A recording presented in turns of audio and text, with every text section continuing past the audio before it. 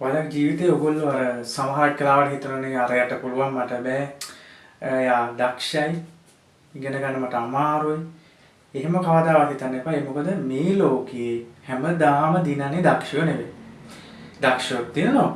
දක්ෂයෝ වුණත් කවුරුණත් දිනන්නේ එකම දෙයක් වෙනුවෙන් කැප වෙලා එම්ෙන් මහන්සි වෙලා වැඩ කරන මිනිස්සු. ඒක තමයි ඔයගොල්ලෝ පොඩි කාලේ අපි මතක දන්නේ කියලා තුන හාවා ගිබ්බයි කතාව.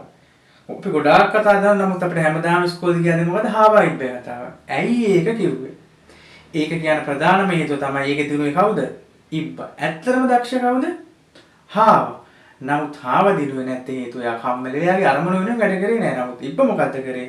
එයා පුළුවන් විදියට මහන්සි වෙලා එයාගේ අරමුණ වෙනුවෙන් වැඩ කරා. ඉතින් ඒක තමයි ඔයගොල්ලන්ටත් ගන්න තියෙන හොඳම දේ මොකද්ද?